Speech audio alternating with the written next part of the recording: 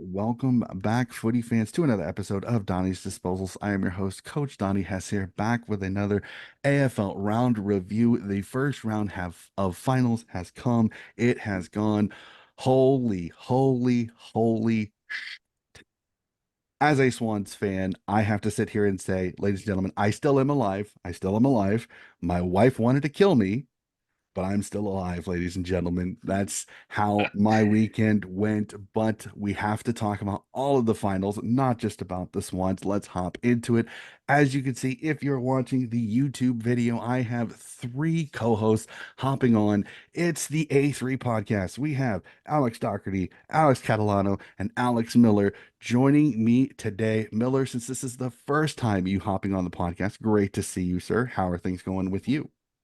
Fantastic, Donny. Thank you very much for having us on again. And thanks for me finally getting off my ass and being able to slot myself into this great podcast, which is good. But no, very keen to talk.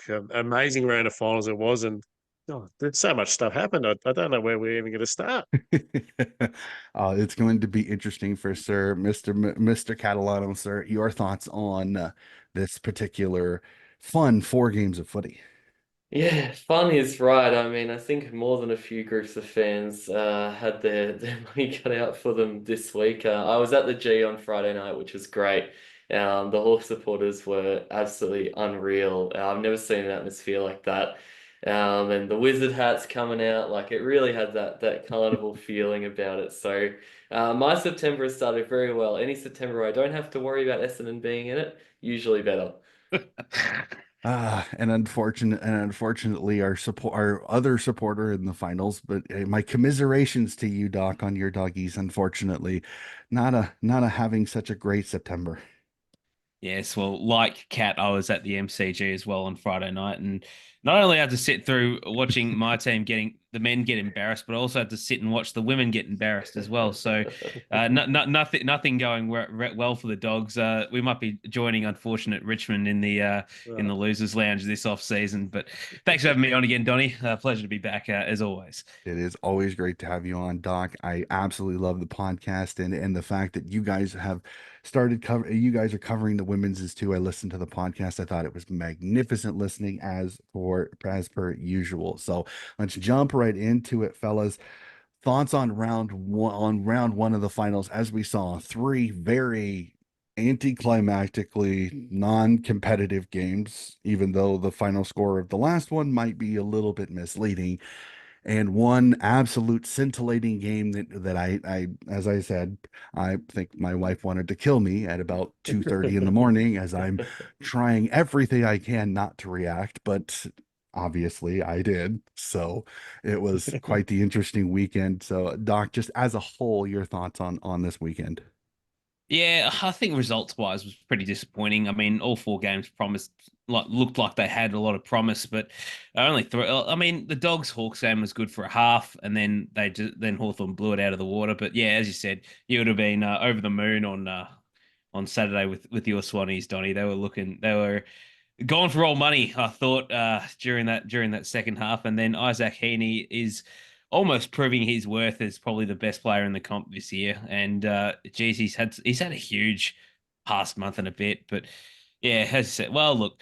People that do listen to the A3 know how we feel about Ken Hinkley and Port, and we'll probably break down on that soon. I was foolish enough to think, oh yeah, my team's a chance, but Hawthorn is the form team of the competition. And they proved it again on Friday. And well, it's just funny to see Carlton lose down 10 goals to no score. But concerns about Brisbane in that respect as well. But I tell you, it's all set up for an interesting semi-final weekend. Definitely, for sure. Miller, your thoughts on round one of the finals as a whole? Oh, well, I think, as Doc just said, that the games lived up to all the hype and delivered sweet F all, to be frank, besides that Sydney Battle of the Bridge, if we're still allowed to call it that. But We're not calling I it took that. a lot. I took a lot out of the Hawthorn game, Donny. I thought that the way these young Hawks stood up, they're building towards something where I was a bit iffy if they could make a run for the flag, but I've got all the faith that I could possibly invest in this group now. I also got to see it live, which was an amazing atmosphere, as Kat said earlier. 97,000. It felt like a grand final, which was really special for an elimination final. And I think that was all the Melbourne people in Victoria teased of only one chance to watch a final live. So everyone got down, which was great. But Hawthorn's group, I think their defensive unit was what stood out to me. That they look like they're going to be really good. But yeah, Port, their fake team in finals. I'm sure we'll talk about them a fair bit. The Giants should have really won that game. I thought, as mentioned before, felt like Sydney were down and out, but Heaney the hero, and then some. Chad Warner as well. I mean, absolutely crazy in that last quarter. Chad. And anytime Carlton loses, Doc said, I'm happy. I mean, they're a fake team. They shouldn't have made it anyway. Freo are probably crying in their living rooms right now, but it's good to see them get beaten by Brisbane. But all in all, it was a pretty enjoyable week because all the teams I wanted to win, besides the Bulldogs, actually won. So it was very good. Yeah. It was one of those. I have several Fremantle friends. I almost wanted to message them and go, at least you guys would have not been embarrassed in the first half, right? Like I almost wanted to do that so bad. Yeah. But I didn't because I know several Fremantle fans were quite gutted after the Port loss that guaranteed Carlton getting in again. And as I'll tell you as I told Miller before before we started the mics, like I will tell you the exact moment that I honestly thought it was over. And to look back at it now just makes me chuckle a little bit because just how the game changed after that particular fact. I don't know about you fellas, but when we hop into this, I'm going to do this Sydney Giants game last because I think we have to say it the best for last because we can if we really want to, like I said, we can rope the other three as good team plays bad team when it comes to the result. It may not be because of how it went. So let's do it. I think we've all kind of discussed it. We'll jump to Friday night and the absolute atrocious, piss poor, pathetic, so many different words I could use to describe as Port Adelaide gets absolutely pantsed. I mean, they got taken over the knee and absolutely walloped on the behind as the Geelong Cats beat Port Adelaide 138-54. Yes, ladies and gentlemen, 84-point smashing. Thursday night footy. How anti freaking climactic was it? But I got to say this. Brad Scott does it again. Cat, your thoughts? The Scott boys sometimes know what they're doing, and yeah, the Cats. I mean, geez, it's hard to sort of as people who've been following footy for a long time, I think we've all been sitting and waiting for Geelong to drop off and think, oh, maybe this is the year after last year. So maybe it's time for them to slide back down and start to have to rebuild, but. It's just not happening. Geelong are here to stay, and when you look at some of the young guys on the big stage, what guys like Ollie Dempsey is able to do, what Lawson Humphreys is able to do, I don't know how many times we've talked about those guys on the podcast throughout the year. Guys like Tom Atkins, who come to this team recently, in recent years, and he's playing a great role. They just all keep showing up, and they show up for each other. They show up together. It's hard to deny Geelong right now. The fact they've got a home prelim is very, very scary for the rest of the comp. But on the other end, Port, I think, would have probably made 95% of the population of Adelaide happy because most of the Port supporters are probably waiting for Ken out. And everyone else in Adelaide is a Crow supporter that's very happy to see them suffering as much as possible. The comments today from Will and Drew are really concerning, I think, about we don't really know what happened, why we dropped off. Well, I'd certainly hope, considering you've got a semi-final coming up in 3 days. It's danger signs at Port Adelaide right now. I don't know what it was, but it's just like this is a Cavs team. Like I know for the longest time everybody's like too old, too slow. And it's like you can't really say that this year because of guys like Humphreys, because of Dempsey, Shannon Neal, Tanner Bruin, so many of almost this splash of youth that has gone through this team. But I mean, you did have the old guard a little bit with Danger going in like a ballistic missile. There were a couple of times I was like, he's gonna kill somebody at the pace he's going because he just comes in at 800 miles an hour, just flying to it. And then, I mean, there's no other way to say it, but just as James Brayshaw with the goal by Jeremy Cameron, piss off Jeremy Cameron. You can't be doing that in a final. Like, I mean, it is one of those that, and I almost kind of question without notice a little bit later on the fact that I mean, it has sparked discussion, both that and then a later event in the Sydney Swans game is, why is the goal of the year and mark of the year only for home and away? Why do you call it mark of the year and goal of the year if it's only for a certain amount of time? But we'll maybe discuss that a little bit later. But that goal by Jeremy Cameron from the boundary was absolutely redonkulous. There's just no other way to say it. So Miller, we'll jump to you. Just like, again, there's so many question marks, and I'll almost go with that with Cat a little bit. Is I don't think it's 95%. I think Port Adelaide are they're kind of like Jekyll and Hyde. Like when Port's doing well, they're happy, happy, happy. As soon as Port loses a couple of games, they're literally burn the fucking place down. Yeah, 100%, Donny. You hit the nail on the head as well as Cat. I think Port have got major issues from a competitive standpoint. I feel like when things are going well, as you mentioned, they look $1,000,000. But when the going gets tough, and September brings that, we know what finals football's like. And Port should really know what finals football's like. They've been in there enough and they've choked enough that they know what it's like in September. And I think that they sort of went into this game probably thinking, oh, well, Stewart's a laid out as well. We're even more of a shoe-in than what we thought before. And I think that's the problem with Port. It's a mental edge sort of thing. And I think that Kenneth, well, I could go for the rest of the show talking about how much I think that he's not the right man for Port, because he hasn't proved anything in his tenure there. I agree he's been a consistent season coach. He gets the teams into finals, but that can only get you so far. And you can only look at the most recent example with Fitzcott, as we spoke about earlier. His recent success in grand finals, obviously beating Sydney a couple of years ago.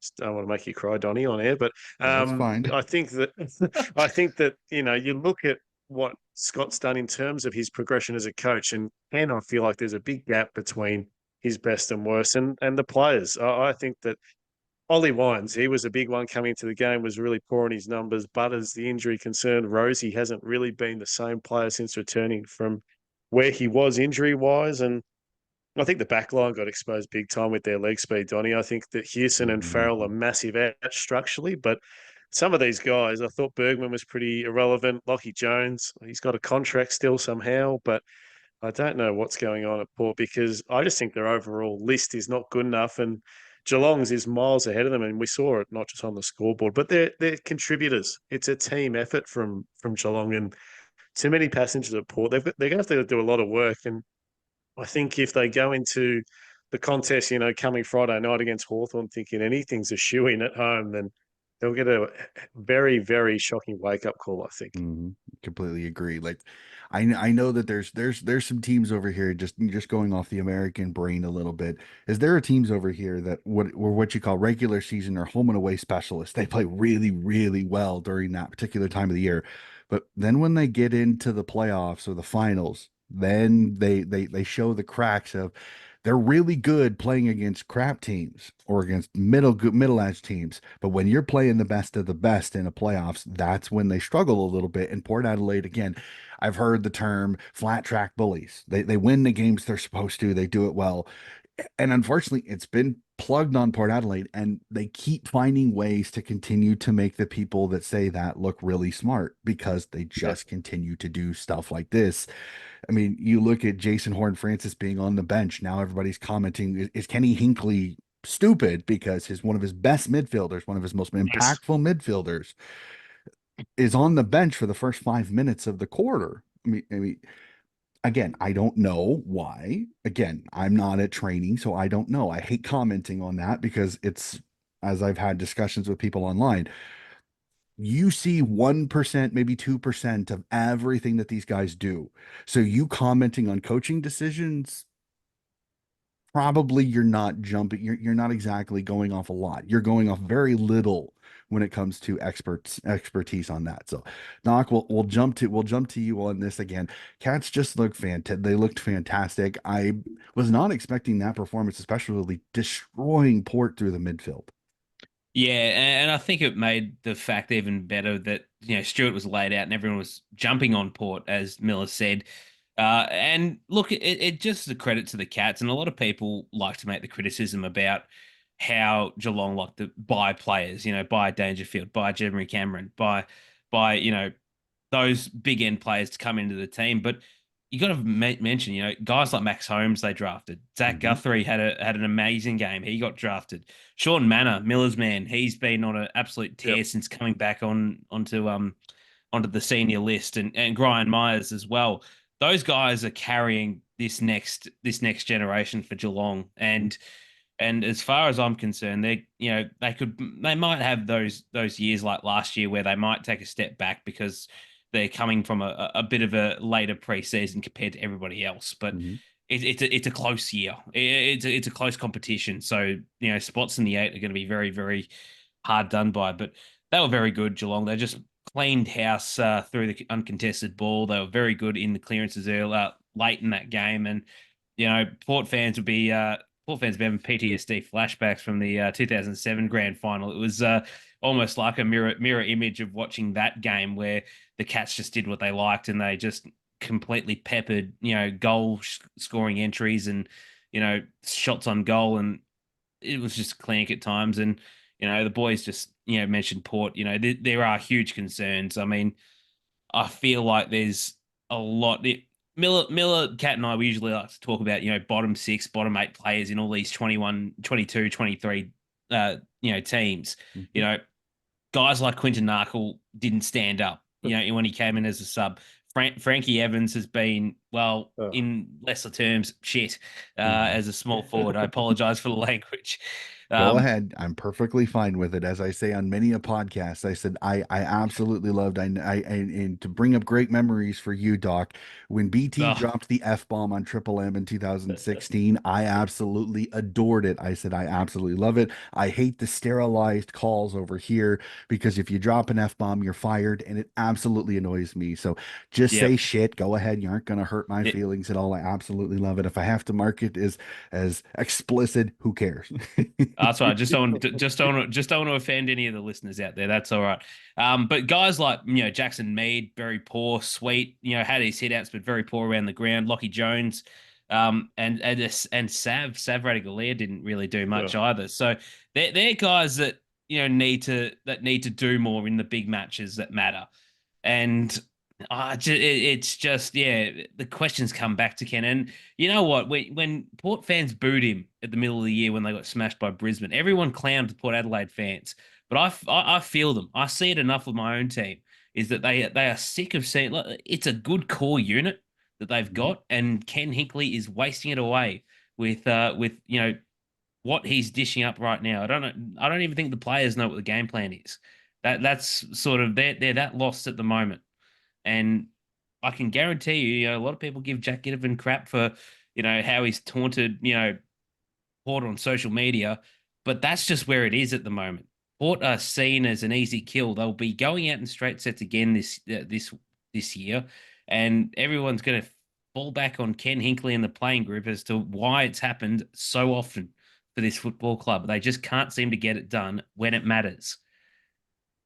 Yep, I can't argue with you at all on that. And the other thing too is that if you look at it, if you go off their VFL, Hawkins potentially could be back for the preliminary final. Cam Guthrie is looking like he's looking a little bit fitter. So you may have some selection issues. I mean, who comes in, who comes out? I think Shannon Neal has done enough to keep his spot. He's not going anywhere, Shannon Neal. He's done more than enough over the second half of this year to retain his spot. Yep. So it'll be interesting how Coach Scott handles that. How's that one? Does he bring in a little bit, depending on who his opponent is? How does he handle selection come for that preliminary final? And again, you let Danger get an extra week off. Hopefully Tommy Stewart is back healthy. I know that there was some controversy on was it his hamstring or was it he sick, and from everything that I hear that it was from the Geelong from the club itself said that he woke up crook that morning and they decided to send him home instead of risking anything. That's why. And just a funny little story on this one is that so the game started at like 4:45 a.m. So I decided to watch this game later, and I listened to the rush hour in Adelaide. And as you said, Doc, like literally as they are reporting Tom Stewart's laid out, you can hear some of the Port fans in the background almost celebrating. And you could kind of feel a smugness come over the podcast because everybody, I mean, Jars, Bernie Vince, I mean, both huge crow heads, but you can definitely tell they're hopping on the South Adelaide bandwagon. There was almost a smugness that came over the podcast. Like, we know we're going to win now because Tom Stewart's out. And I went, why do I have a feeling that this is going to bite them in the ass? Like, it was literally the thought that came through my head as I'm listening to it. So as I'm watching the game a little bit later and I'm going, ooh, maybe they actually did take them lightly because I mean, Port just did not fire a shot. So I just thought it was absolutely hilarious to listen to that podcast because there was a smugness that came over that podcast. The longer that they talked about it, the more it was almost like this is inevitable. Port's gonna win. They're gonna get a home preliminary final, and then they dished that crap up. So oy, oy, oy, oy, oy. So let's jump to the MCG. 97,000 screaming fans. I thought it was fantastic.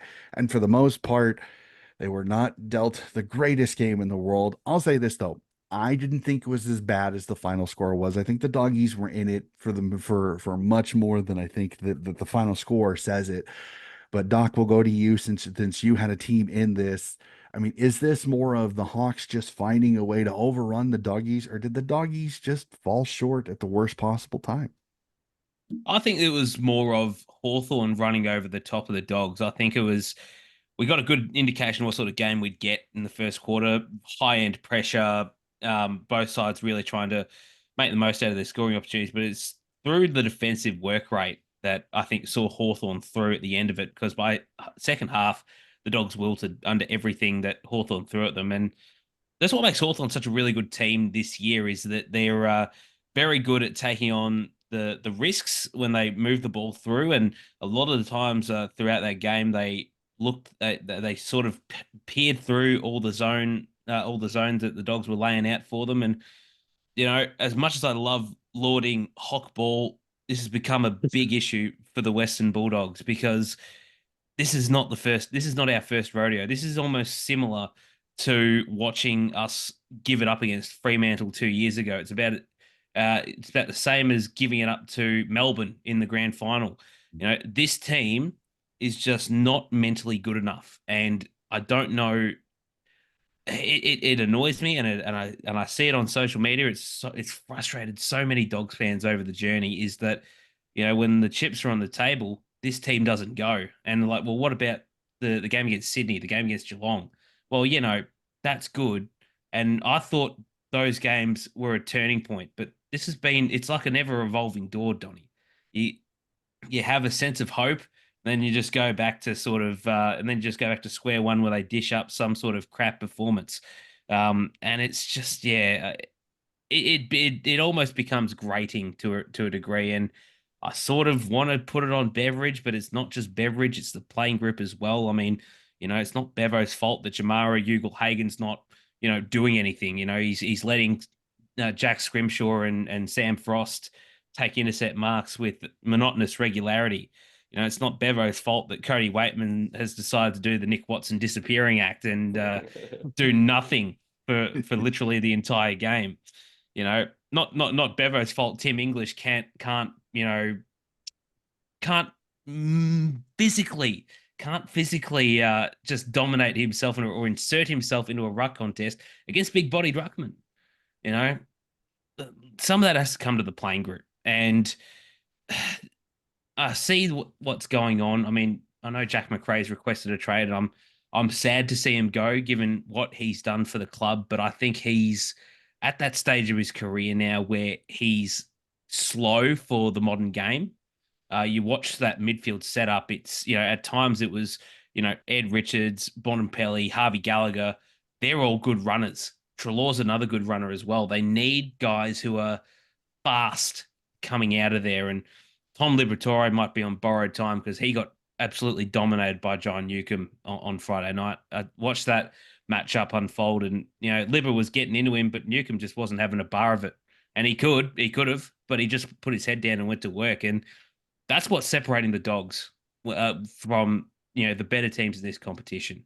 Mm-hmm. They're not going to go anywhere unless they put their head down and do something about when the pressure is on. Because right now, even Bontempelli in a respect, disappeared for 3 quarters and only started to turn up when he realized the game was in the balance. And it's just a disappointing end for what I thought was a hopeful season. And no doubt, Beveridge will be on borrowed time again next year because he's out of contract. But wouldn't put it beyond this football club to hand him another 2-year extension before the start of the year when he's proven nothing. It's one of those the what have you done for me lately crowd will be like, look, he got you to a grand final. He won you a grand final in 2016. Well, 2016 was 8 years ago.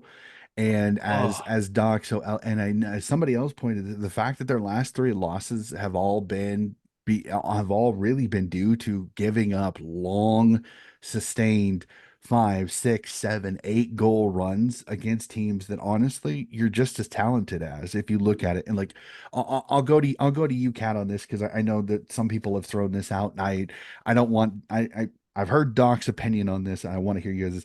I keep saying the Bulldogs have one of the best lists like against for champ. I don't know if it's champion data or something put up something crazy like that. That the Dogs have the great list.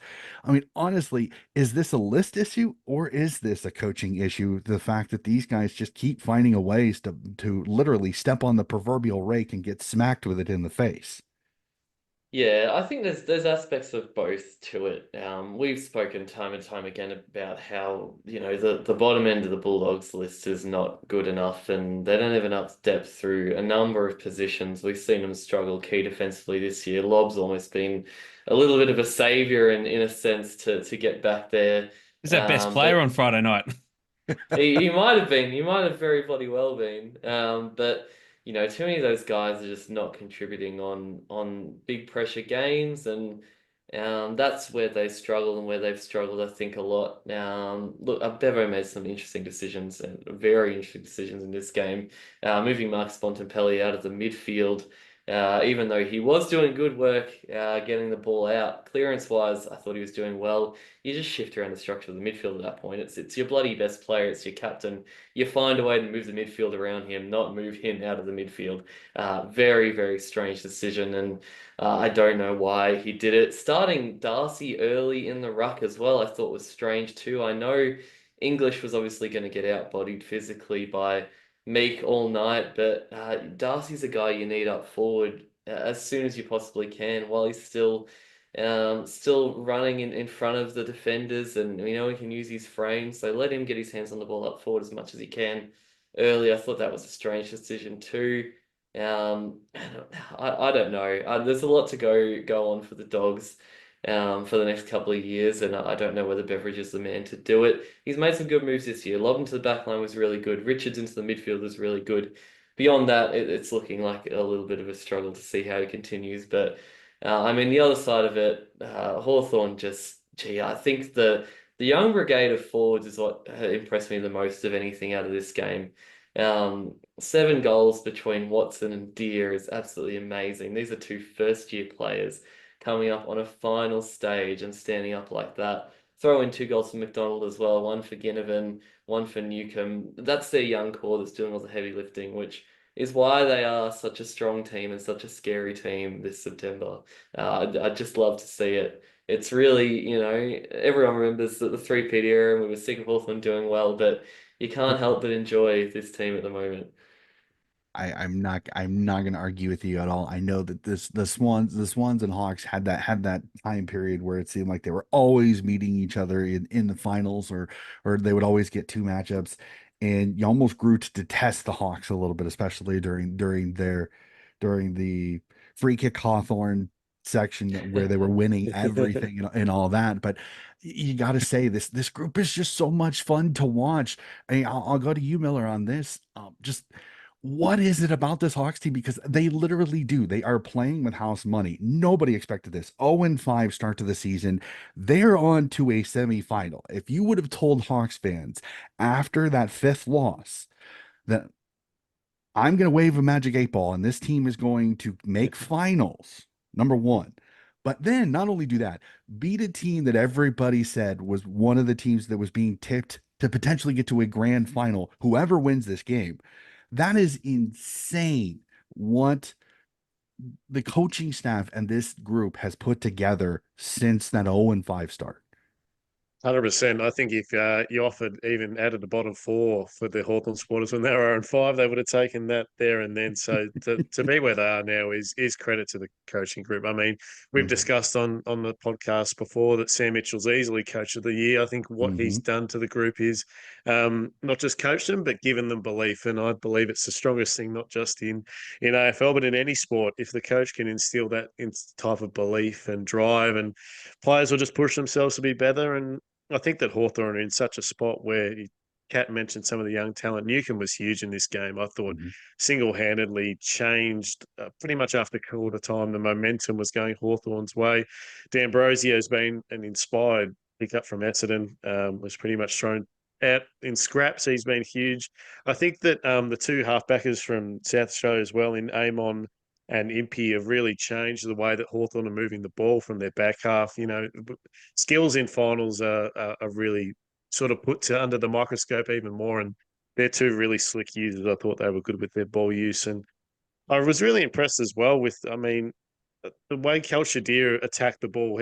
I thought Darcy was really good, but he was easily the most dangerous key forward in this game. The way he marked everything and leapt at everything as well is scary. You know, the guy hasn't even played 25 games, and he had 7 shots on goal, 3 goals, 4. He single-handedly changed the momentum, I think, in terms of putting the pressure back on the Bulldogs' defence. And it's, as you said, Donny, they're playing with house money in terms of they got nothing to lose. They got absolutely nothing to lose, and I think that along with the confidence I don't know what's going to stop them. They've just got so much belief, and most important thing is they're having fun. And I think that's what makes football the most enjoyable thing on earth, because every time I see an interview with somebody like Lloyd Meek or Jack Scrimshaw or Sicily, they're just having a laugh and smiling. And that's why my football team is bottom of the ladder, because we don't know how to smile anymore. And Hawthorn, they're just they're slick and they're cool and they're just enjoying life. And that's what makes football the greatest thing. So I reckon sky's the limit. I don't know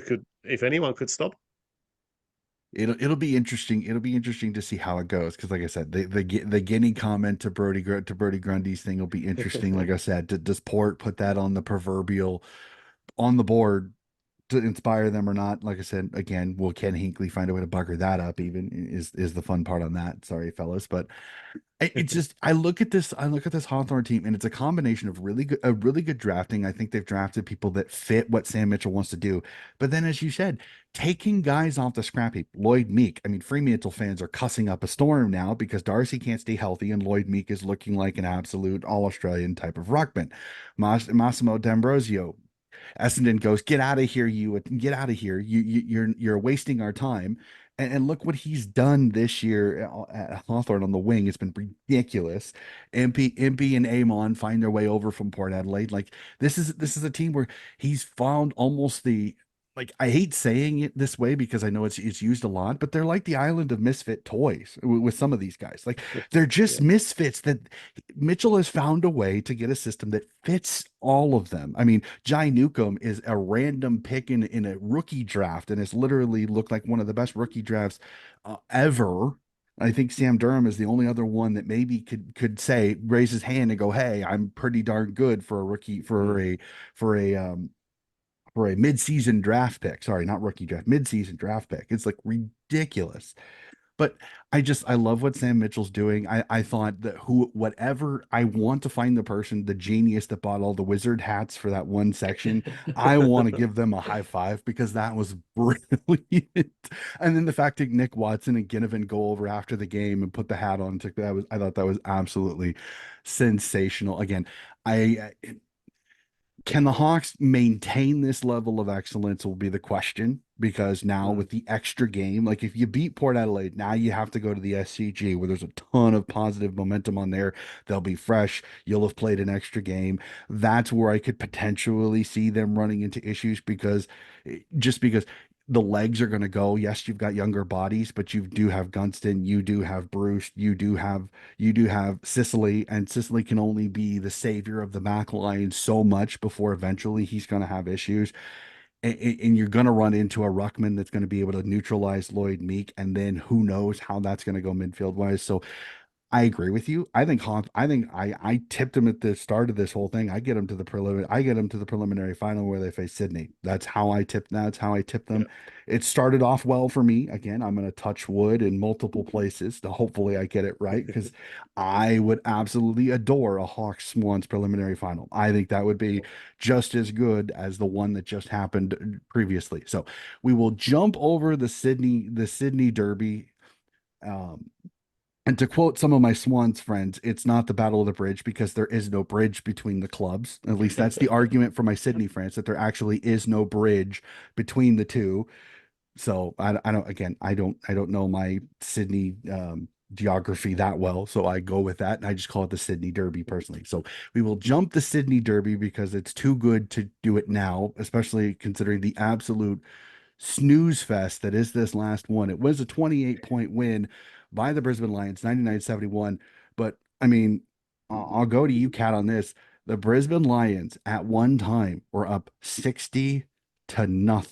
Like, I mean, I know Carlton came in with like 5 changes, including Sam Doherty, which again, insane how quickly he got back. But I mean, I've heard the old adage, you can't bring underdone players into the finals, and Carlton looked like about half their team was half baked. Yeah, I mean, that's a great way to put it. A first ever scoreless quarter in a final, I believe it was. They nearly went goalless for the whole first half, which yeah, it's an indictment on their second half of the season, Carlton. They were coming in on shocking form compared to basically everyone else in the finals. We knew that. I think everyone knew that it was going to be a real uphill battle for them. But you're right, the guys that came in, the De Koning sub decision especially, came back very quickly to bite Michael Voss, considering Kennedy was out by the second quarter. And De Koning came in and was pretty obviously gassed by the end of the game because he's barely played for the past 2 months. But you could say that about so many of them. I thought that they battled in certain areas. It was good to see Doherty come in and kick a goal. At least he's made it through the game unscathed, thankfully, which is what I think every Carlton supporter wanted. They probably knew they weren't going to win, but just get him through. But yeah, it's a disappointing way for their season to end. They're always going to be making up the numbers. As I said before, the Freo supporters will be absolutely kicking themselves. They could have at least put up a fight against the Lions. But, I mean, Brisbane did what they had to do, and that first half was pure dominance. There's no getting around that. Similar to the Hawks, I think I was really impressed with the spread up forward and the young guys, Lohman and Logan Morris. We've spoken a fair bit about them on the podcast throughout the year, and these two guys just can't stop kicking goals. They're the future of this Lions forward line. And this year's been the year where Brisbane have had to find these replacements, and because they've had their own injury struggles. But Wilmot similarly really good off halfback. He's been great all year long. They were very happy to see Payne come back into the team too, but unfortunately, whether he plays this week, it might be a bit dicey again for them. But I mean, they tip my hat to them. They had a very, very good game, and I don't know what to expect from them against the Giants this week, but they got through the elimination final doing what they had to do.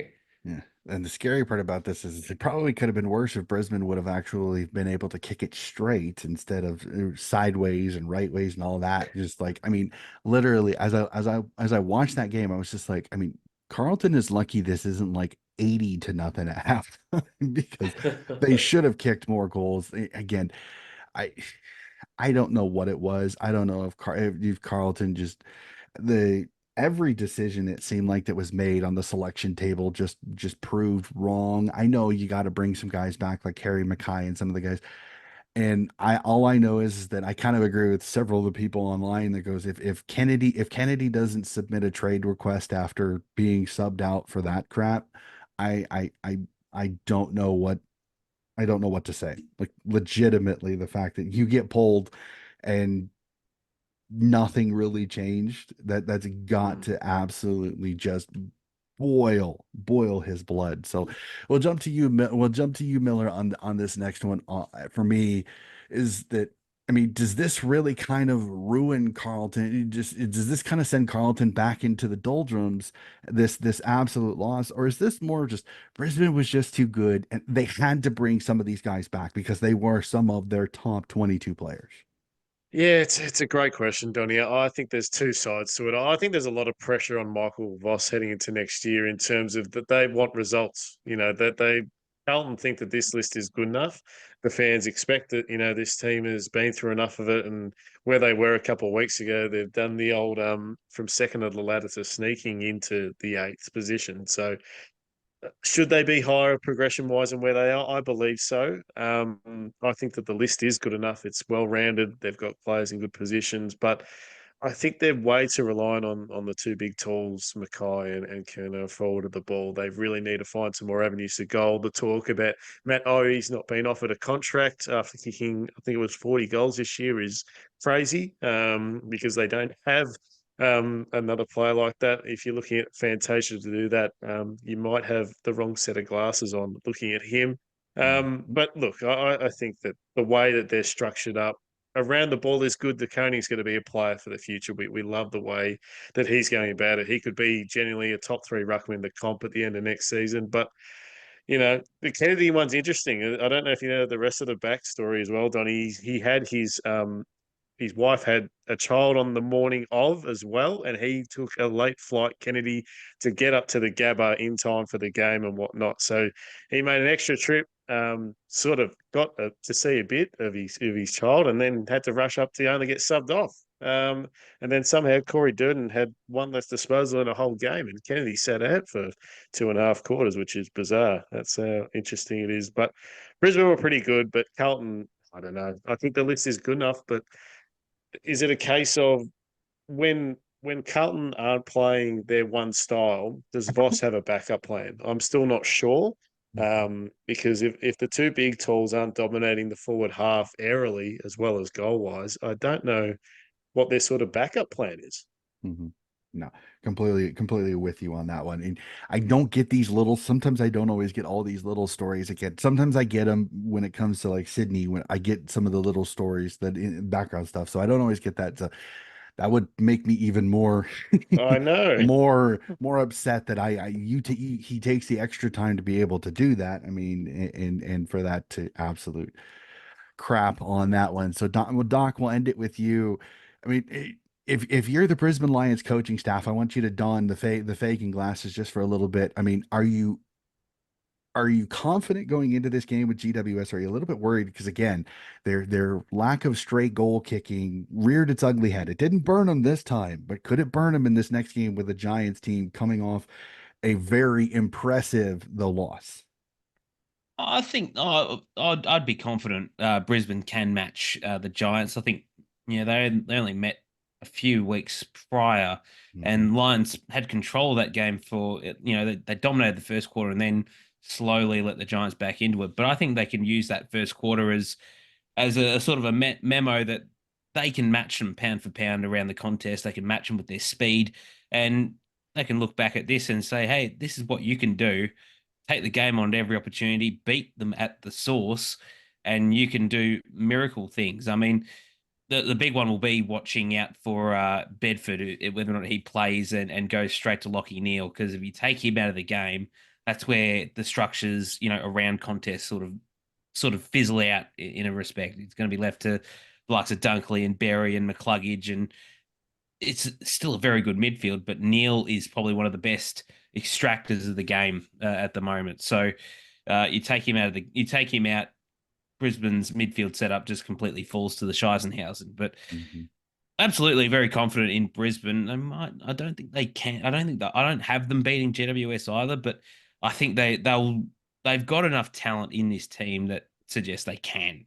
So I think Lions fans should be feeling optimistic. It'll be a great game of footy.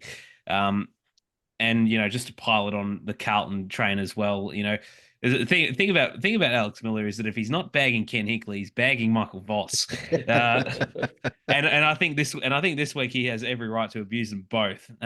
There's just strange decisions all across the board. The only ones I can think were good inclusions were Doherty, who I thought tried hard in the back line. Mackay kicked 3, which is fine, and that's about it. I think everyone else was clearly underdone, and you left out. Binns was good. Cooper Lord has been good in that last 2 weeks of the season. The decision to leave Chincotta out was extremely stupid. from Michael Voss. He could have done a good number on Zorko, who ended up having 29 touches. Mhm. And yes, the decision to sub to Koenig and then bring him in and then bring out Matt Kennedy after a quarter and a half is completely dumbfounding. But not to take anything away from Brisbane, I think if they really wanted to send a message, they really should have beaten them by more than 28 points. But at that time, maybe it was just preservation mode to sort of get ready for next week. And it might do them a world of good, but I would have loved to have seen them put Carlton to the sword and beat them by 80 plus. Yeah, no, 100% with you. Honestly, this was lost at the selection table in the coaching box. Like let's just be honest. That's where it was. Like, you're gonna have a mulligan. You're gonna have a mulligan game, and Voss took his, unfortunately, at the worst possible time in an elimination final. I mean, that's just the way it goes. So now that we've gotten rid of the of this particular finals, let's go to what everybody's talking about. And conveniently, I know I'm dealing with Victorians here, but I'm still going to have fun with this. The New South Wales shows up and actually finds a way to give us an entertaining game of football as Sydney get a win by 6, 88-82. I mean, this was just a fantastic game of footy. As I said, I woke up, I watched this game at 12:20 a.m. my time over here. Wow, what a game. And as I said, after the game, it was like a shot of like 8 espresso and an adrenaline shot, because it took me 3 hours to calm down from this game. And not just because I'm a sponsor, just because this was an incredible game of footy. This was high pressure. There was some niggle in it. I mean, when Tommy Papley bumps into the head of one of the heads of football on GWS, and they're talking about that, the two rat bags of Toby Green and Tommy Papley getting after each other was absolutely fantastic. I don't mind a little niggle in a game. I absolutely thought this was fantastic. The finish, again, would I be as up and about if Sydney didn't win this game? Maybe not, but I have to say this was an incredible game of footy, and you get the mark of the year that isn't the mark of the year, with Isaac Heaney leaping into the clouds and somehow levitating at one point. I know that there's that picture of him almost perpendicular to the ground after he caught the mark. This was just incredible. So before we dive into the nuts and bolts of this, just from each of you, we'll start with you, Miller. Your thoughts on this, because this did kind of make the weekend a little bit better with the incredible game of footy we were privy to up at the SCG.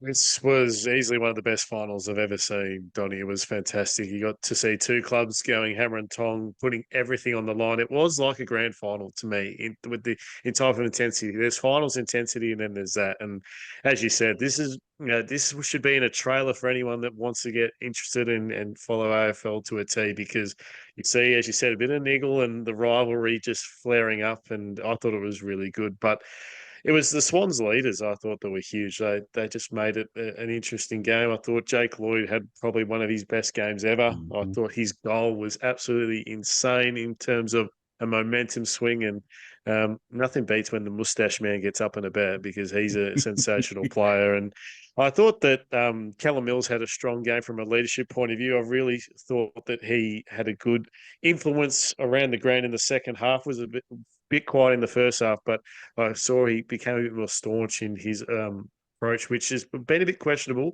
But I really rate Callum Mills. I think he's a guy that is a very lead by example player. And all in all, I think that they just hung around the whole time, Sydney, and they just said, well, you may be playing some good football, GWS, but we're going to stay right with you. And I think that's credit to Horse, and what he's always been so consistent at is that this group we talk about Port being a weak team and the Bulldogs mentally, but the Swans are so resilient. I think that they've had a very interesting sort of 6-week period where there's been lots of questions about them. But with that man at the coaching helm, who you're very familiar with, Donny, I think that this Swans group can achieve anything. And I think belief, another thing we mentioned earlier, I think that even when they're down, the Swans, they have so much confidence, and it comes from the coach and themselves. And I think that they're still my flag favourite, Sydney, because of that resilience that they have. Definitely, for sure. So, Kat, I'm going to go to you as the Essendon supporter. You know that the Swans and Bombers have played in so many classics. I mean, just another one, not between our two clubs, but another classic that Sydney gives us against their rivals, GWS. Yeah, I mean, I thought probably at least two or three times throughout this game that, oh, that's it. The Giants they've sewn this up. They're going to run away with it. You know, halftime, I think it was a bit over 3 goals, and I thought, oh yeah, they'll storm home in the second half. And then there was that little spike, that little hope, and then they came back again, and oh, that'll be it. They've gotten rid of Sydney's run, but. I mean, the contributors in that last quarter, I think everybody's sort of repeated it throughout the week, but it comes down to four men, and that is Isaac Heaney, Chad Warner, Tom Papley, and Braden Campbell as well, who Mhm. Mm. everybody's going to say that might be one of the best, if not the best ever sub performances from any player. He changed the game completely in the final quarter, and kicking the goal as well was amazing. I don't think I've seen anything like that from a sub in a final, especially. But I mean, I went back and watched the last 10 minutes the other day as well, and just the two assists from Papley as well, especially the last one Mhm. for Heaney's goal when he splits the 2-on-1 and he gets the ball over the top.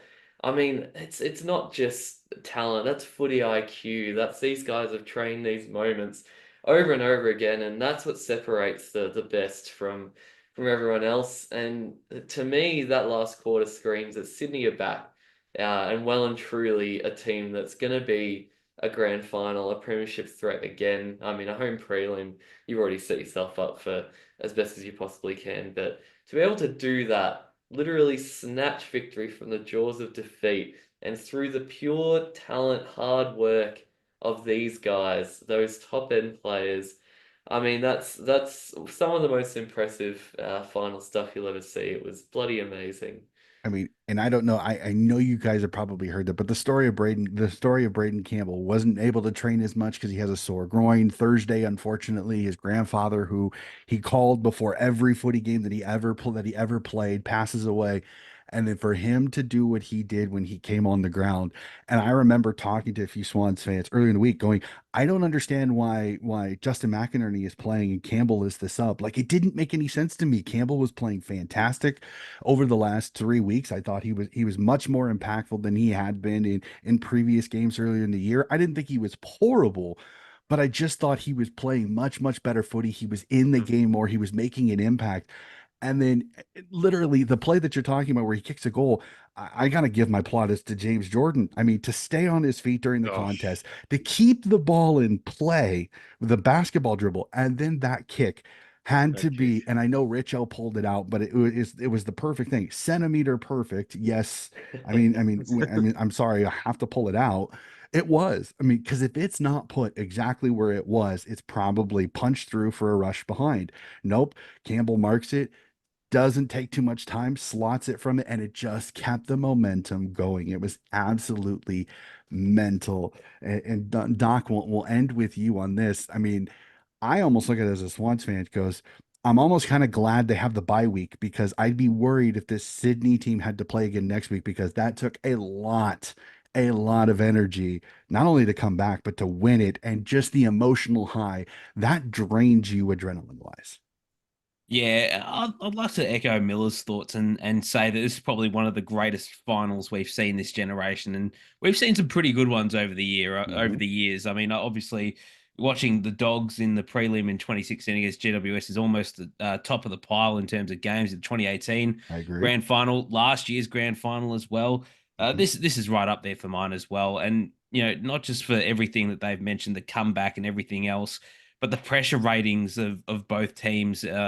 Were up to the last minute was fantastic. I mean, uh, yeah, I think last quarter the pressure ratings were for both teams were high up in the 220s. So Oh, for for those not playing at home, being in the 220s is spectacular numbers. Mhm. That means you're front up on literally everything that the opposition is doing, and the boys know as well as anyone that I'm big on the pressure acts this year, and I thought James Rowbottom recorded 43, and the next best had 22.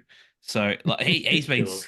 A lot of people will give the guys like Heaney plaudits and Errol and Chad, but this guy just goes unnoticed every time. The way that he just sort of works when he doesn't have the ball in his possession, it's just it's good stuff. It's blue collared stuff. It's stuff that enjoy, guys who love the game go to watch. They'll say, "Oh yeah, Errol can kick the ball and Chad's kicking three," but they're not getting the ball unless Rowbottom's forcing the turnover, and that's just part of the Swans fabric, isn't it? They're hard nosed. They've got the flashiness in them that can really pull teams away, and they did it in that last quarter. And it just it just reaffirms to me that they're the premiership favourites. They're my favourite to go all the way, and they've been the favourite for quite some time. I know a lot of people were quite sort of jumpy when they had that game against Port, and I think. And I agree to a respect that that was a really crap game and a very bad performance by a lot of the people. But that's just one game, and a lot of people have those games, and it just happens on any given night. But they responded really well after that, and this game was another example of a real champion team. They respond to the big moments. They respond to being down when everyone else is almost counting them out. And they just literally you can't find a bad player. Look, maybe I think Matt McInerney was underdone. I think he'd missed a lot of footy up to that point, and he should have been the sub, given the fact that Campbell's been playing a little bit more. But that's fine. I still think McInerney's a good player. He's best 22 certainly, so he'll be good for the match fitness heading into the prelim. But all in all, not much you can really say about this Sydney team that really has weakness. I mean, they just need all the guys up and about on their day, and they'll blow anyone away. I'll say this though. Internally, in most of the people that I go back and forth with, Rowbottom is one of those guys that he's always mentioned by a lot of people that you can tell that love the extra efforts. Like the fact that I think he broke the Sydney the club record for tackles in a single season last year. And I literally saw some people putting up like his tackle counter each week as he was trying to break that. So I know at least internally, and I know at least in Swan's Twitter that I keep track of, they absolutely love Rowbottom to death. We all kind of see what he does. He lets Warner, Heaney, Goulden, and that midfield kind of go do what you do best. I'll take care of this part. And he does it to a T. It was the extra efforts. Like I know Nick Blakey didn't have the greatest game in the world, but his spoil early in the fourth quarter on that wide open chest mark where he literally literally becomes the flying lizard to spoil that. And then his spoil that led to the winner was almost as impressive because it's 2-on-1. If he doesn't get that spoil, that ball's coming down and GWS is most likely scoring for sure. So it was just those extra efforts. Like I just couldn't, the James Jordan one, keeping it in play. The fact that Chad Warner comes out of nowhere and has like 13 disposals in the final quarter and like all of his clearances for the game were in that final quarter. It was just ridiculous how it was like Sydney had an extra gear and GWS just couldn't. Like they just literally could not. Like it was like they spent all their petrol tickets in the first three quarters to get what they did. And Sydney went, we still got one more. Click. And that was literally what it looked like. And again, I don't want to dissuade GWS fans because I thought that they played an incredibly game that they literally did. They had everybody on the broadcast and all that going, well, GWS is going to win this. I mean, I'll raise my hand. Cal Ward, when he slotted that slider, I thought it's over. I did. I literally, in the back of my mind, I thought it's over. There's no way. That put it back to a 2-possession game. There was like 4 minutes left. I'm like, they just can't. And then everything just kind of went haywire from there. But this was an incredible game of footy. It had its moments. Again, Isaac Heaney, Sale, and I don't know if you guys saw this, but Isaac Cummings grabs his hand and probably keeps him from landing on his neck. A, number one. And then B, I saw it on social media that Isaac Heaney wants to meet Isaac Cummings.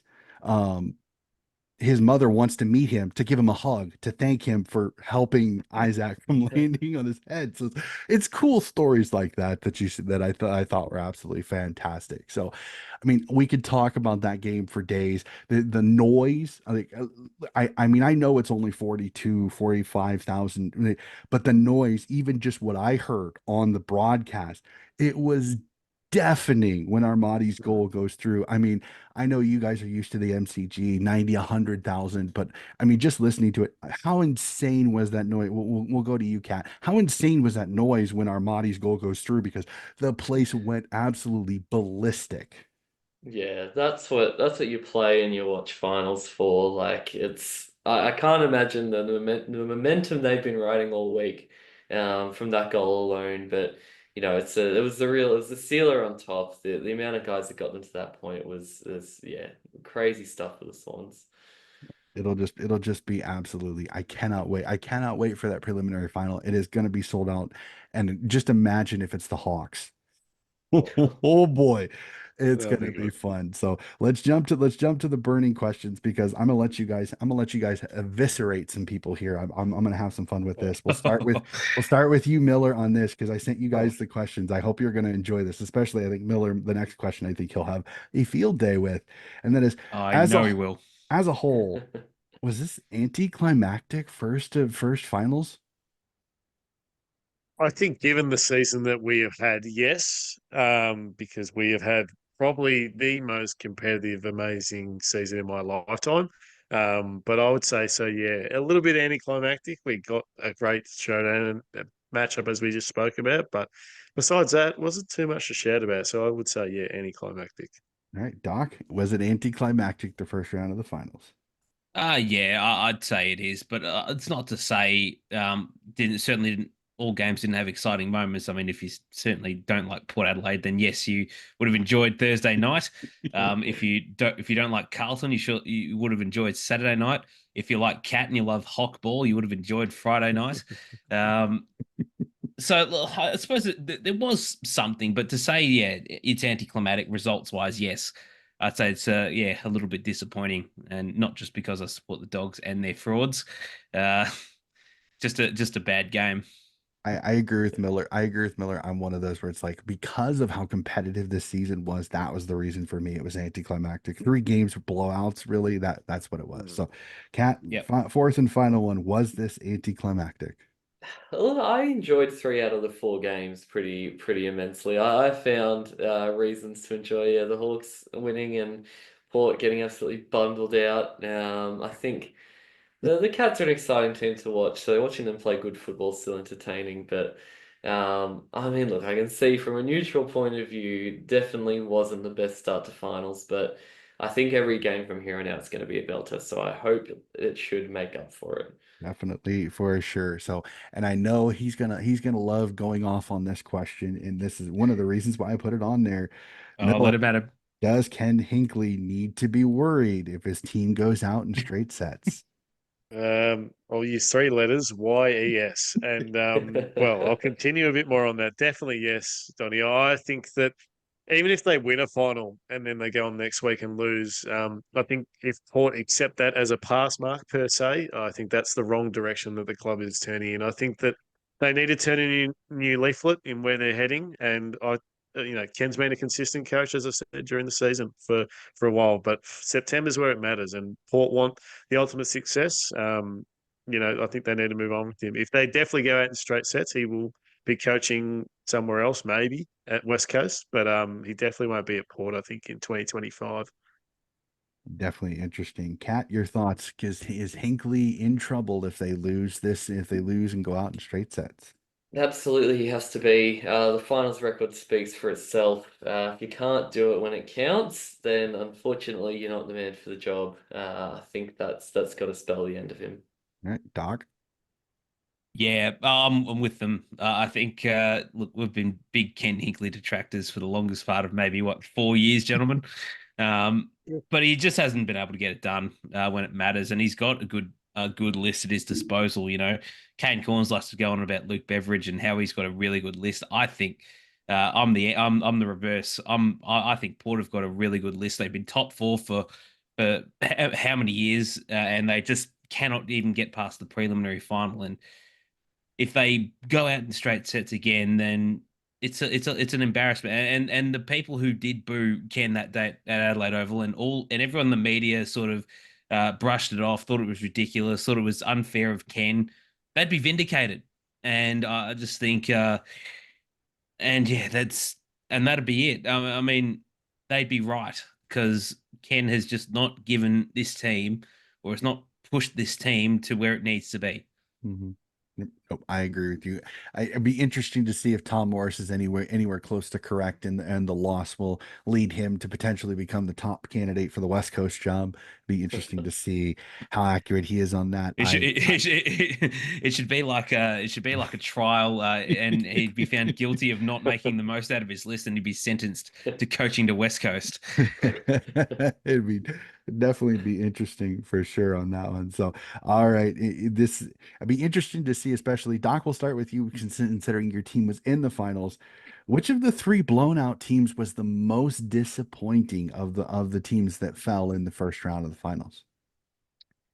Oh, yeah, that's a really hard question. I think Carlton, considering where they were, I think you can make a case for all three, really. But Carlton, considering the fact that maybe I think it was 14, 15 weeks in, they were sitting second. Mhm. And we were saying on the podcast, we're like, oh yeah, they'd probably be pushing Sydney as a flag threat, and you'd believe it because they really good around the contest.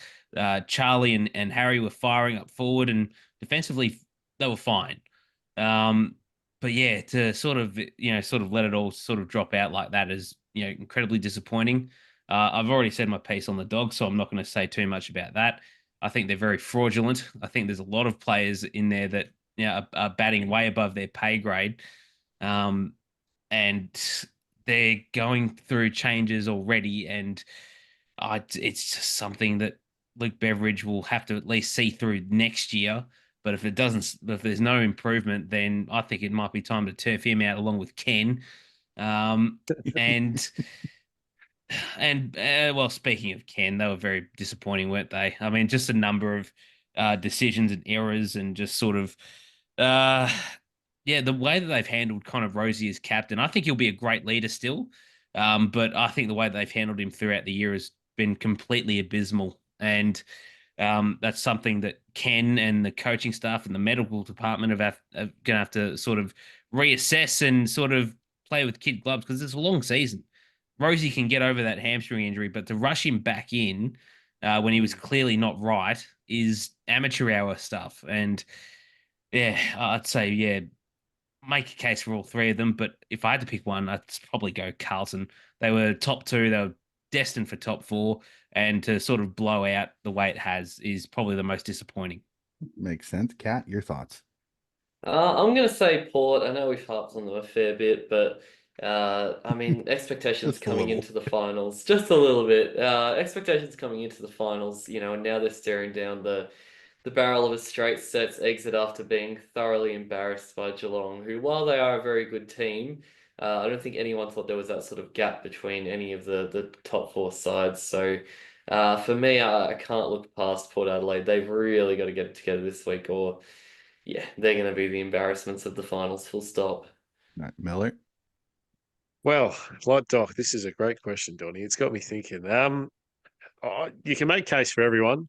Mm-hmm. I think, like Doc, I think Carlton, from where they were second. They were sitting pretty, sitting juicy, and they were a lock. But to mix it up, if we could go all three, I will pick the Bulldogs because, the Fox Footy like to show their little premiership window where the Yep. Bulldogs were in the top right corner, and I was thinking, oh, they look pretty nice up there. They might be on for the flag, but Luke Beveridge said no. We don't like to put our team in a winning position, as Kat mentioned earlier, and we'll put Bontempelli on the bench for 10 minutes instead. So they're in an interesting spot. The Bulldogs are a precarious position where the list is aging, and do they have enough top end talent to stay in that premiership bracket? I don't know. The next sort of 12 to 24 months is critical for the Dogs, and I think the importance of this offseason is the most important in the last sort of 5 to 7 years for them. So I'd say the Mhm. Bulldogs if I was going to mix it up for sure. And I'm gonna say it like this. I agree with Doc if you take the entire season into effect because of, as he said, they were second place. They were everybody's talk of they're the team that can play with Sydney because of their contested marking and their big forwards. They're gonna give Sydney trouble. But if you think about it, if you go into just talking about finals, it's Port. Port finished second. Everybody, I mean, even Ken Hinkley was talking about, well, we got here on the ladder. We deserve to have a home. We deserve to have a home qualifying final. Well, no offense, Ken, but you didn't tell your team because you were at home and you again got beat like the redheaded stepchild by a team that honestly, if you ask most people, is a one-man midfield, and that's danger. I mean, Tanner Bruin, I mean, come on. Max Holmes has been on the halfback line or the wing. He hasn't been through Yeah. the middle as much as he probably could be. He's still growing into that. Cam Guthrie has been hurt all year, so there's another big body midfield. Tom Atkins, I love Tom Atkins to death, but he's undersized. And you're facing Jason Horn Francis, Rosie, Butters. And then we find out that Butters is potentially hurt. Rosie's finding an injury, and Jason Horn Francis is spending more time with splinters in his rear end sitting on the bench. I mean, this is so much Port Adelaide because another situation where they step into finals and Ken Hinkley just finds a way to run into the low hanging I mean, it's like the one bridge in Melbourne that all the trucks run into all the time. Like literally, he just found it, went, hey, and just ran right into it. Like, come on, Kenny Hinkley. I mean, I know you were without Houston. I know you're without Kane Farrell, but this is ridiculously horrible performance against the Cats team. They're good, but they are not 84 points better than this Port Adelaide team. So for me, it's Yep. Port all day. It's Port by the Flemington Strait, to be honest Yep. with you. So, which is then another great transition. I think I had it out for Port Adelaide in my questions now that I'm looking at this. Which of Port or GWS are on the highest upset alert or straight sets exit potential for the semifinals?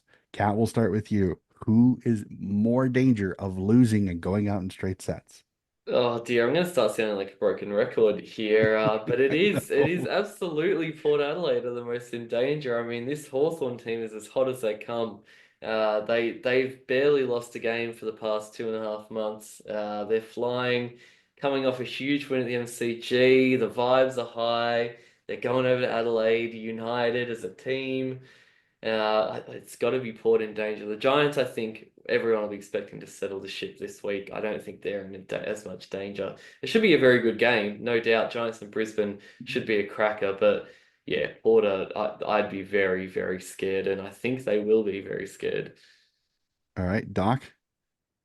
Well, you'd say Port easily, and by the length of the Flemington Strait, given the quality of the opposition they're going to come against on Saturday. But part of me wants to be wary. I think Port will respond. They'll need to respond, and they'll give a good account of themselves. I still think Hawthorn can run it out though. GWS shouldn't be let out of the woods either. I think Brisbane at their best are a quality outfit and are a top four side, and they've been a top four side for the better part of 5 years. Um, all they need is a real sort of chance to sort of get it on their terms, and they can really make a fist of things. But like Cat, I think GWS will rectify themselves, but it will be a very close one. But yeah, I think for all money, you'd put it on Port, wouldn't you? Miller. Yep, all my money is right there on Port because as Kat said, they're coming against the most informed team you could say in the competition in Hawthorn. They're red hot, they're fronting high, they're smiling, they're having fun, and at Port, I think they're not having much fun at all. So Mhm. Hawthorn, I think, could definitely knock them out I'm really one of easy. I'm one of those. I'll say this. I think they're a little bit more even than some people are going to give, only because GWS that took a lot of energy to be Yeah, able to do that. Yes, you're at home, so you don't have to worry about travel, but you're also playing a Brisbane team that did not play its best, and literally they played they played against a wet noodle in Carlton. So we don't even really know, did Brisbane give their best in that particular game? And with Port, the one thing that Port, I agree, I think you're gonna get a response. The question is, does Hawthorn kind of look at you and just kind of rope a dope you? Do they let Port Adelaide come out fires blazing and Hawthorn just kind of duck and weave and then fire back? The issue is, Mm. I'm a little worried the Frost injury could hurt because that is a really stable part of the back line. Will Day will not be back. They've already said that. So I'm a little more I'm a little more that they're both on upset alert just because, like as you said, Hawthorn is the hottest team in the entire competition, as everybody in all the Victorian media. And again, I know I'm talking with three Victorians. Again, I mean no disrespect, but everybody was losing their minds that the doggies and Hawthorn were playing each other. Oh my God. I found it kind of hilarious to watch these people lose their minds over this. Hawthorne's the hottest team, but again, I think you're gonna get a bounce back from Port. And GWS, I worry they put so much effort into trying to beat Sydney and fell short that they may be really susceptible to Brisbane coming into NG Stadium and putting on a flogging is my one worry. I don't think it'll happen, but that is definitely a worry when you play such a hard game and you fall short. It takes so much energy, and for you to have to get back up and play a Brisbane team that again did not have a difficult opponent, and now you got to do it again. That'll be interesting. I think they're even. I think they're a lot more even than some people are giving them credit for. Just by that on that one. So we'll go to the positives now that we've had our three negative questions. The Giants and Swans game saved the first round from being an absolute bore fest of blowouts. And I think you guys have already kind of said it a couple of times when we talked about this. Was this the best finals game you have ever seen? Because again, I know I'm going to be super biased on this. Honestly, this was just as good as the 2018 grand final. Watching Collingwood lose to Dom Sheed's Sealer was no more greater than it can be, but that was an incredible game of footy. Last year's grand final between Brisbane and Collingwood was absolutely magnificent, but this one just had that little something special, maybe because it was in New South Wales, but it did it for me. This was the best finals game I have seen personally. So, Kat, we'll start with you. Is this the greatest finals game you have ever seen? I mean, when I think about best ever finals games, there's a few that do spring to mind that, and this one's still very fresh. It's very, very fresh. Absolutely fantastic game. Will be one that lasts. But I think back to Doc mentioned before, the Giants and the Dogs prelim in 2016. Very Absolutely insane game. If we go further back, Nick Davis, 2005 in a semi-final. That has to be up there. Individual performance. I don't think I've ever seen anything quite like it in a final. I think of some of those Hawthorn ones when they played Adelaide, when they played Collingwood in those couple of finals across that 09 to sort of 12 era. Cracking games too. I think it'll probably end up in the top five. You don't see comebacks like that. Port and West Coast the draw for extra time as well.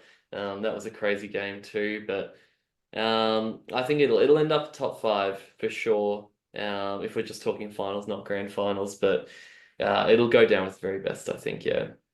All right, Doc. Yeah, it's the thing about sort of ranking the finals games. It becomes a bit subjective once you get to the real nuts and bolts of it. I think we will see this and look back on it fondly, and we'll look back at it fondly in about 30 years' time when we're all sort of sitting on the camp chair and sort of singing "Kumbaya" to Errol Goulden. I feel. Yeah, I feel like it'll be one of the best finals. I don't think it is the best finals game. I think it's sort of subjects from person to person. You Donnie, could see it as one of the best. I still think the Dogs GWS prelim final is the best, but that's just after years of witnessing torment and seeing St Kilda and Nick Rewalt give themselves every opportunity to win a free kick from the up. But it's just it's subjective. There's plenty of really good finals. Cats listed off a lot. I think the Hawthorn Geelong prelim finals 2013, very underrated one. Given Hawthorn's lengthy history with the Cats dating back to 2008. The two grand finals between Sydney and West Coast in the mid 2000s was fantastic. The draw between Collingwood and St Kilda was very sort of climactic, and you sort of go back to it. But I have no doubt, going back to the original question, you will go back to this game and we'll go back and watch the replay for the years to come. So it definitely is up there for mine. Okay, Miller.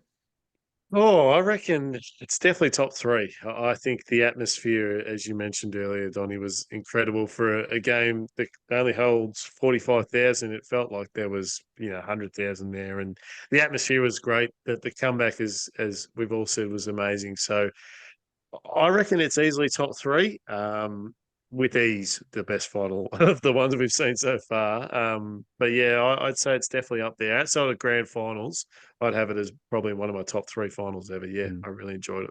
Yeah, and Doc is completely right. Again, these questions are always fun because everybody has different criteria for it, and I think a lot of sports talk radio is subjective when it comes to it because everybody has a different opinion. It's like everybody over here, who's the greatest basketball player of all time, and you get people that will literally lose their if you say something besides the person that they want, and they literally will argue with you. And I'm just like, for me personally, the greatest of all time, sometimes arguments are ridiculous because everything changes. Like it's like comparing Dermot Brereton to Dusty Martin. It's a completely different time frame of footy. So you really can't compare them. Like I hate when people go, this is the greatest player of all time. I go, no, this is the greatest player of this generation. Because if you go back, there's a previous generation where there's a player that's just as good, but they're playing in different rules, they're playing in a different time, different technology, all that. So I completely get it, Doc. In fact, I applaud you because that's probably I think the best answer. It depends on the person. Like Swans fans are going to say greatest of all time. I don't know because the '05 grand final with Leo Barry making the mark. It may not have been the highest scoring grand final, but it was incredibly entertaining. The 2012 grand final between Hawthorn and Sydney was an incredibly good one for me personally. I think the 2010 drawn grand final has a funny story for me personally, so I'll always remember that. In fact, after the podcast, I will tell you boys that story of me watching it with my teammates and the reaction as the final siren went off and the funny response that we got from our coach who was an Australian at the time. I'll tell it after I've told it on the podcast. I don't want to tell it again. So I'll tell you after the podcast is over, just the hilarious deadpan answer that we got after we asked the question of our Australian of what happens next. It was hilarious. So I want you guys to have some fun. I want you to take out your crystal balls and I want you to do this for you, okay? Be very, very selfish when answering this. Miller, we'll start with you. What is the ideal grand final matchup if the bracket stays the way it goes? What is the ideal grand final matchup for you? I would love to see a rematch of Sydney and Geelong. I think that both teams have evolutioned and changed a lot in their last meeting in the grand final, where we all know what happened to Sydney there. But I would love Mhm. to see that because I think that Sydney have been my premiership favourite all year. Geelong, I mean, on what we've seen so far of the finals, only 1 week have been elite. But I just love the way these two teams match up. Usually, I think that there's great, not massive rivalry, but the energies that they both bring is something that I find a bit of an aura about it. I don't like using that word, but there's a bit of an aura about it. And I think I'd love to see, yeah, Geelong and Sydney match up in the big dance. I think it would be a lot better, definitely, than the last time they met. I think it'd be a great matchup. All right, Doc, ultimate grand final matchup. Oh, geez. Knowing what we know now, two ways I can see it. Obviously, what Miller said, Sydney Geelong would be a great sort of full circle moment, I guess, to see the two sides meet after Geelong comprehensively pulled their pants down. Um, I also want to see the rematch of Sydney GWS, not just for what we could see, as a spectacle, but would be such a as a Victorian, it would be a great advertisement for football in New South Wales.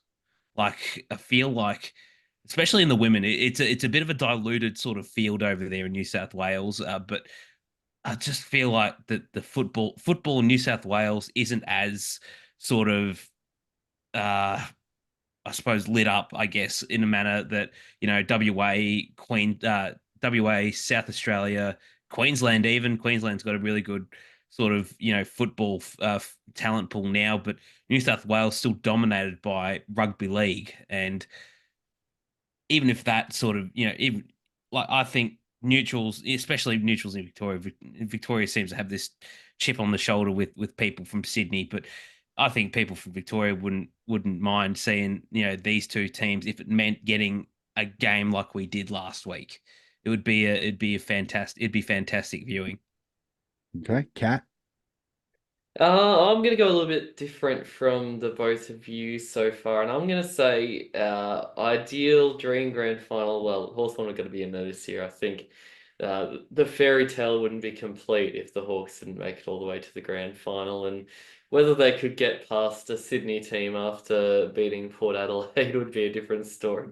But I think them against the Giants, I think, would be a very entertaining match. These two had two games that were within a goal this year, two amazing encounters, and they both went either way as well. One to the Hawks, one to the Giants. They had played them both at Tassie and in Manuka in Canberra, so going to the G would certainly be a big upgrade in terms of crowd size. I just think it would be the most entertaining spectacle out of the lot, and I think either way, whichever team won, there'd be some sort of brilliant. It'd either be the Giants' first flag or Hawthorn completing the comeback from the 0-5. Either way, it would be a great storyline, and I'd love to see it personally. Well, I'm going to do this. It's not because I'm the host, but I'm going to do two, but I'm going to caveat it. One is me, and one is what I think would be the most entertaining. Okay. The most entertaining, I agree with Cat. Hawthorne, GWS. I think that would be an entertaining as all get out grand final because they literally are mirror images of each other the way they want to play. It would be fantastic to see how it turns out. I think it'd be an entertaining as all get out. But then I'm a lot like Doc. Like I want to see the rematch on the bigger ground of the MCG because think about it. That game was on the SCG, which is a little bit smaller. It's not as big. So think about those two going. Think about the both New South Wales teams playing each other in the grand final, and I almost want that to happen just because I know there's going to be some Victorian media outlets that are going to literally spew if both the New South Wales teams are in the grand final. I said it at the start of the year. I said my ultimate way to irk off the footy media would be as if both New South Wales teams get to the grand final. And wouldn't that be hilarious to Oh, see yes. guys like James Brayshaw and Brian Taylor and some of these huffy puffy Victorian based broadcasters have to go. Both New South Wales teams are in the grand final. So just imagine Eddie. Oh no, Would he'd be just very be upset to say the least. I want to see it so bad. Again, whether it'll happen or not, again, I don't want to discount Geelong. I think again, I agree with you, Miller. I think Geelong Sydney would be an interesting matchup because the teams have changed Mm. a lot, really, if you think about it, from that 2022 grand final where Sydney just, I mean, there were people with Sydney jumpers on, but they didn't show up when it comes to playing.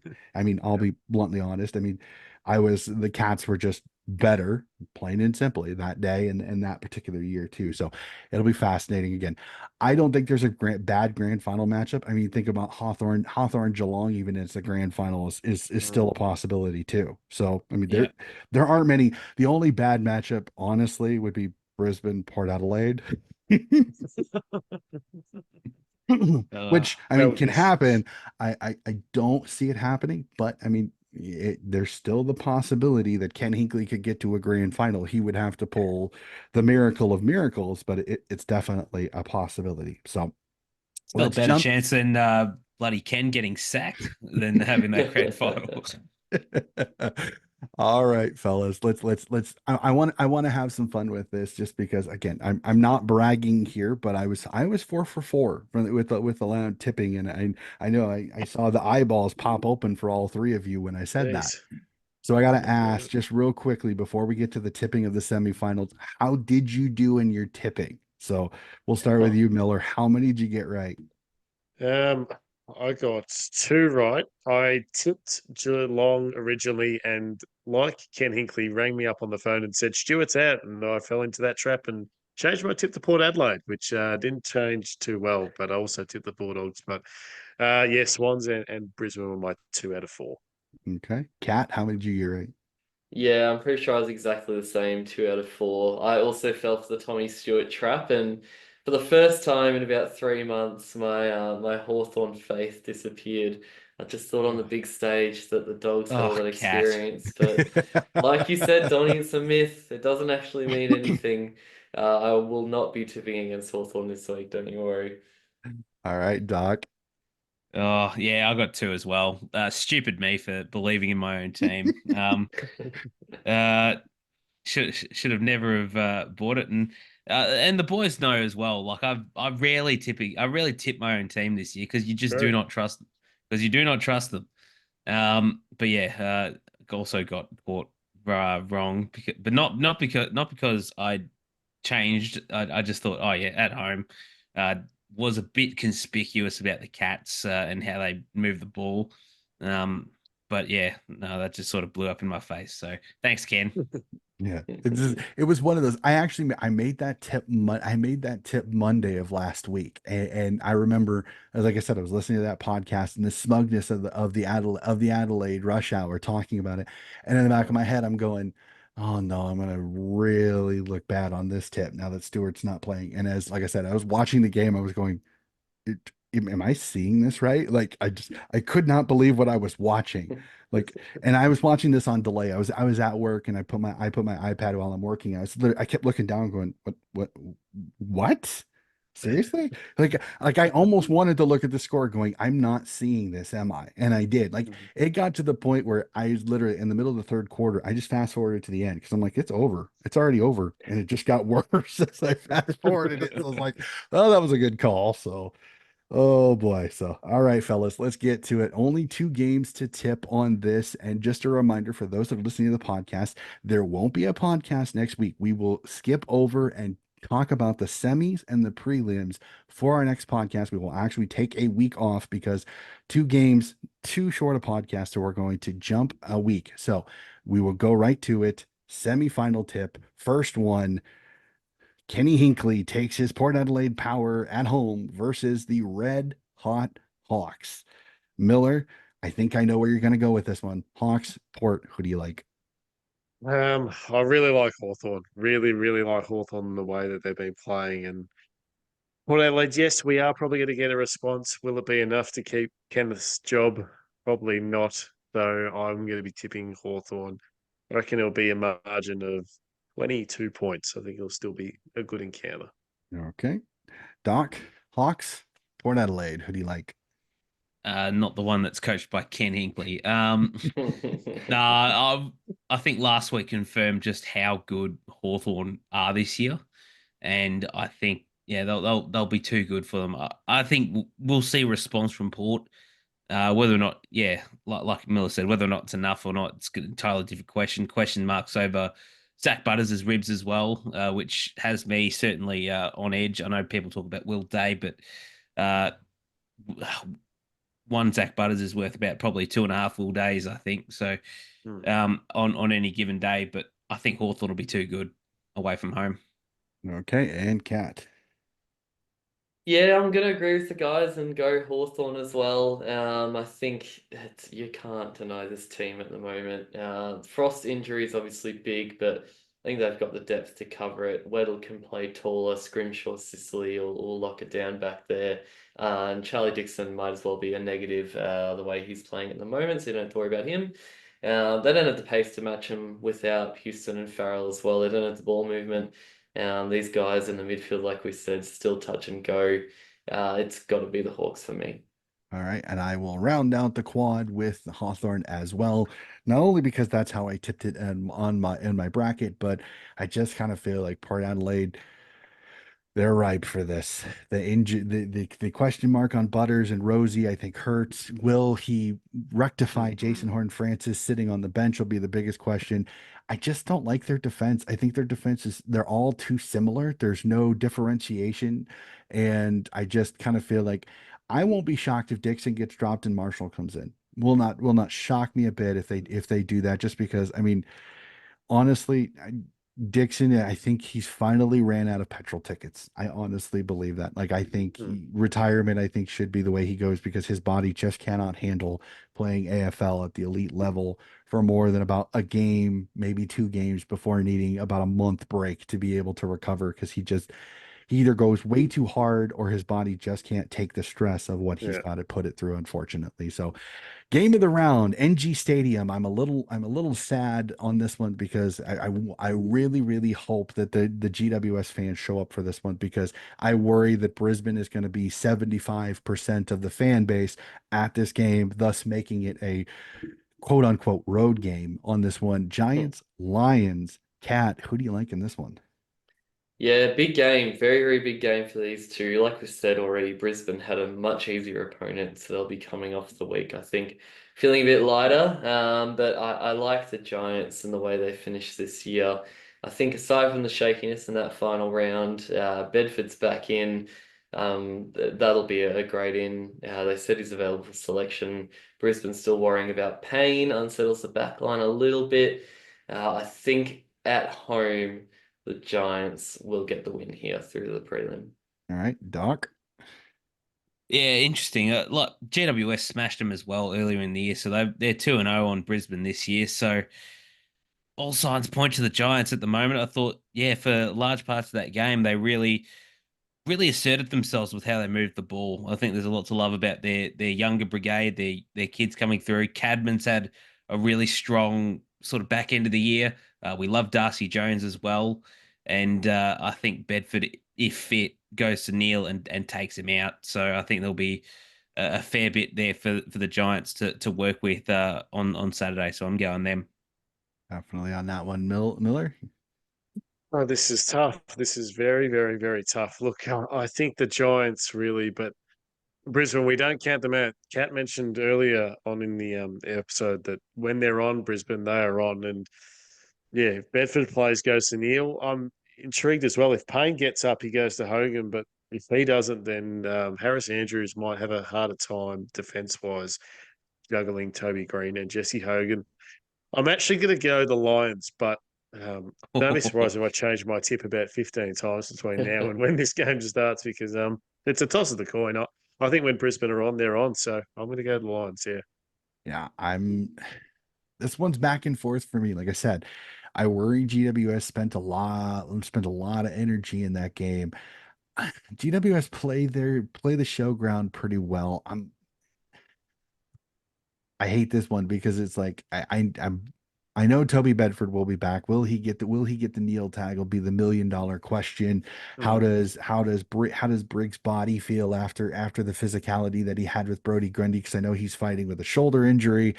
Toby Green usually doesn't have two crap games in a row. I'm gonna tip GWS in this one, but this is razor thin on this one, just because I think again, Brisbane comes in. I think they're going to be fresher. I don't think they're going to have as crap a kicking game, but then again, I've said that numerous times, and they still find a way to continue to kick waywardly in many ways, in weird ways themselves. So I'm going to tip the Giants on this one, but I think this one it could be another classic. This one could come down to the fourth quarter. Cannot wait for that one there. So, ladies and gentlemen, that is going to do it. That is the podcast. That is all games talked about. That is all games tipped. And as per usual, fellas, thank you again so much for hopping on the podcast. The A3 is one of my favorite podcasts to listen to each week. I love the dynamic between you three. I think it is fantastic. You give me a little bit of stats, you give me a little bit of opinion, and you give me a little bit of everything. I absolutely enjoy it. For those that have not heard the A3 podcast, I'll let whoever wants to talk about it a little bit about the A3 podcast itself, and then how to get a hold of it. Oh, well, we're on across our socials, Donny, so you can follow us across A3 Footy Podcast on Facebook, A3 Footy Podcast on Instagram, at A3 Footy on Twitter. Just as Donny says, the three of us blokes every single week talking about the men's competition, talking about the women's competition. We love to break down all the big stories, bit of analysis on the games, highlighting our favourite players. There's always a bit of fantasy chat across the year as well, so if you're into your fantasy, we were doing Supercoach for the men's and the fantasy for the AFLW. So plenty to like, I think, if you're a fan of footy over on A3. Okay. And it's always fantastic. I'll always listen to it. It is one one heck of a podcast to listen to. Plus, I love these three gentlemen. They are fantastic to chat with. It is great to have all three on, since unfortunately Miller had a few things pop up the last time that we were on. And I know this, we are scheduled to have these three on for an AFLW review a little bit later on this year. Cannot wait to talk women's footy with these three rippers later on in the year. So that is going to do it for the podcast today. Again, if you like what you are listening to, please like and subscribe, and we will be back with more footy coverage very, very soon.